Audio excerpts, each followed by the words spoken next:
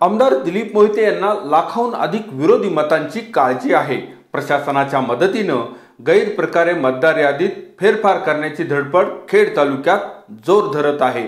एवढंच नाही तर तहसीलदार ज्योती देवरे या आमदार दिलीप मोहितेंच्या दबावाखाली चुकीच्या पद्धतीने काम करतायत असे बरेचसे आरोप जिल्हा परिषदेचे माजी सदस्य आणि शरदचंद्र पवार गटाकडून विधानसभेसाठी इच्छुक असलेले अतुल देशमुख यांनी केले आहेत। त्यानंतर आमदार मोहिते आणि प्रशासन ॲक्शन मोडवर दिसतंय। पुण्यात असलेल्या विधानसभेच्या पार्श्वभूमीवर खेड तालुक्याचं राजकारण कमालीचं तापलेलं पाहायला मिळतंय। काय आहे प्रकरण पाहूया आजच्या स्पेशल रिपोर्टमध्ये। नमस्कार, आपण पाहतात खेड टाइम्स। आजच्या पॉलिटिकल रिपोर्टमध्ये आपलं स्वागत। विधानसभेच्या निवडणुकीची धामधूम खेड तालुक्यात सुरू आहे। दिवाळीनंतर होणाऱ्या या विधानसभा निवडणुकीच्या तयारीत इच्छुक उमेदवारांसह प्रशासनही मग्न झालं आहे। मतदार याद्यांमध्ये आवश्यक ते बदल करण्यात, त्या नव्याने तयार करणं या सगळ्या कामात प्रशासन गुंतलेलं आहे। सुधारित मतदार याद्या तयार करण्याच्या प्रक्रियेत मयत, दुबार मतदान आणि स्थलांतरित यांची नावं कमी करण्याच्या प्रक्रियेत प्रशासन गैरप्रकार करतंय।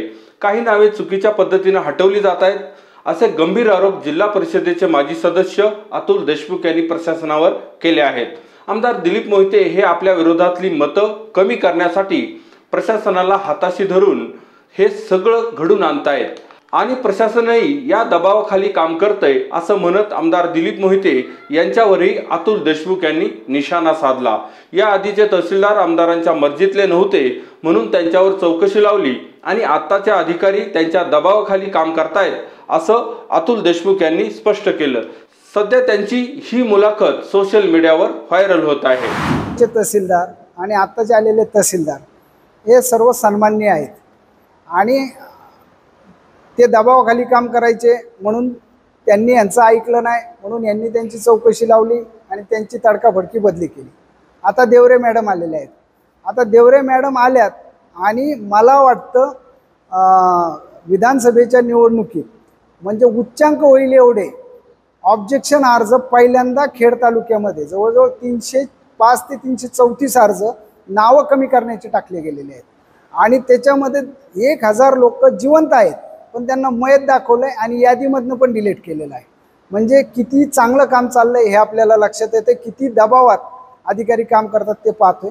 कालच मी माझी एक बाईट त्या ठिकाणी केली, त्याच्यामध्ये आपल्याही चॅनलच्या माध्यमातून मी सर्व माझ्या कार्यकर्त्यांना आव्हान करतो की कालला जे 2 कॅम्प आहेत त्याचा फायदा घेऊन काही राष्ट्रवादीच्या कार्यकर्त्यांनी त्यांच्या समर्थक म्हणजे भाडेकरू असतील, त्यांच्याकडे कॉन्ट्रॅक्टमध्ये कामाला लोक असतील, यांच्या याद्या दिलेल्या आहेत 100 नावांच्या आणि त्या मतदार यादीमध्ये डायरेक्ट आहे तसा पंचनामा करावा असे BLOला सन्माननीय आमदारांचे फोन जातात असं खात्रीलायक मला माहिती मिळालेली आहे आणि त्या फोनच्या माध्यमातून त्या याद्या डायरेक्ट येतात। आता एक कारभार तर पहिला असा झाला आहे की नुसते चौकशीच्या अर्ज चौकशी करून कमी केले पाहिजे, त्याची प्रोसिजर आहे की त्या ठिकाणचा सर्कल असेल, तलाठी असेल, BLOने स्वतः जाऊन त्या ठिकाणी पंचनामे करायचे। बरं ते न करता नुसते अर्ज आलेत, 8 तारखेला अर्ज हजर झाले, 7 तारखेला त्यांच्या ताब्यात दिलेत, 8ला कारवाई झाली, 6ला कारवाई झाली, त्याच्या अगोदर 2 दिवस दाखल झालेत आणि लगेच ते डिलीट झाले।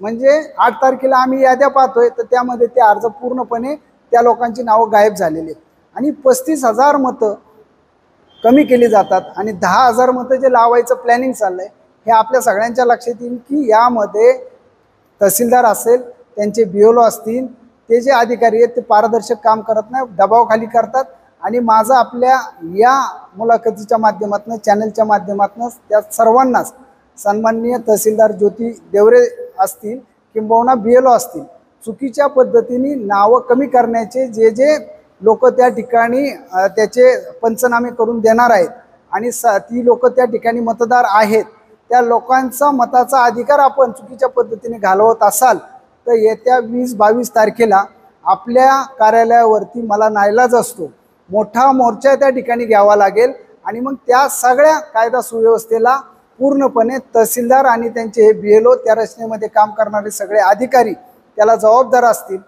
याची नोंद त्या सर्वांनी घ्यावी आणि एवढं मोठं पाप 45,000 ते 35,000 ते 30,000 लोकांना मतदानापासून बाजूला ठेवायचं, निव्वळ मयत, बोगस, परागंदा, दुबार या नावावरती फक्त हे काम चालू आहे। तर त्या माणसांना फोन करून तुम्ही विचारलं पाहिजे की बाबा तुझं मत कुठं ठेवायचं आहे, तुझं मत कमी करायचं का नाही, आणि याचं पूर्ण प्रोसिजर आहे. तर हे घाईघाईने जे काम चाललंय हे निव्वळ लोकशाहीला काळीमा फासणारं आहे. आणि मोहिते पाटलांच्या विरोधात 1,16,000 ते 1,25,000 मतं असल्यामुळे मोहिते पाटील आता ही जी मतांची गडबड करत चाललेले आहेत, 30-35,000 40,000ने जे बॅकला आहेत तो बॅकलॉग भरून काढायचा जो प्रयत्न करताय तो त्यामुळेच करतायत, कारण त्यांना अनेक निवडणुकीचा अनुभव आहे. या सगळ्या प्रकारानंतर आमदार दिलीप मोहिते आणि त्यांचे कार्यकर्ते ॲक्शन मोडवर आले आहेत. आमदार मोहिते आणि त्यांच्या कार्यकर्त्यांनी मोहिते आणि प्रशासनावर झालेल्या आरोपांविरोधात प्रशासनाला निवेदन दिलं. हे आरोप करून निवडणूक प्रक्रिया आणि निवडणूक प्रशासनाबाबत संभ्रम निर्माण केल्याबद्दल अतुल देशमुख यांच्यावर गुन्हा दाखल करण्यात यावा अशी मागणी आमदार दिलीप मोहिते आणि त्यांच्या कार्यकर्त्यांनी केली आहे. दरम्यान तहसीलदार ज्योती देवरे यांनी यावर ॲक्शन घेत संबंधित प्रकरणाची चौकशी करून दोषींविरोधात गुन्हे दाखल करण्याचे आदेश दिले आहेत. काय म्हणाल्या तहसीलदार ज्योती देवरे पहा. आत्ताच कार्यालयामध्ये येऊन माननीय आमदार दिलीप मोहिते पाटील आणि त्यांच्याबरोबरचे त्यांचे सहकारी यांनी एक निवेदन तहसील कार्यालयात दिलेलं आहे. मतदार यादीबद्दल मतदारांमध्ये संभ्रम निर्माण करणारा एक व्हिडिओ काल संध्याकाळपासून व्हायरल होत आहे.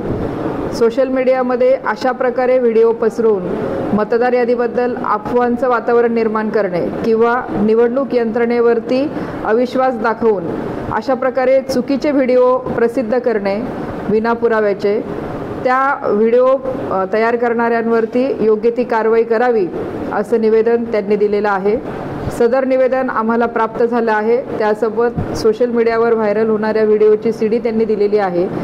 सदरची CD ही पोलीस विभागाकडे योग्य त्या चौकशीसाठी पाठवण्यात आलेली आहे. आणि ज्यांनी कोणी हा व्हिडिओ विनापुराव्याने बनवून मतदारांमध्ये संभ्रम तयार केलेला आहे त्यांची योग्य ती चौकशी पोलीस विभागामार्फत करण्यात येऊन संबंधित दोषी व्यक्तींवर तातडीने पुढील कारवाई करण्याचे आदेश मी या ठिकाणाहून दिले आहेत. आमदारकीवरून खेड तालुक्याचं राजकारण दिवसेंदिवस तापत चाललं आहे. विद्यमान आमदार दिलीप मोहितेंविरोधात सगळे विरोधक एकवटलेत, पण या विरोधकांपैकी अतुल देशमुख यांनी आमदार मोहितेंवर टीका करण्याचा सपाटा लावला आहे. आमदार मोहितेंवर टीका करण्याची एकही संधी ते सोडत नाहीत. काही दिवसांपूर्वी राष्ट्रवादी काँग्रेसच्या शिवस्वराज्य यात्रेच्या सभेत आमदार मोहितेंचा एकेरी उल्लेख करत शिवराळ भाषेत देशमुखांनी त्यांच्यावर प्रखर टीका केली होती. मतदार यादीतील नावांवरून त्याही वेळी देशमुखांनी मोहितेंना डिवचलं होतं, परंतु त्यानंतर परत सोशल मीडियातून अतुल देशमुख यांनी हा मुद्दा लावून धरला आणि आमदार दिलीप मोहितेंनी प्रशासनाकडे तक्रार केली.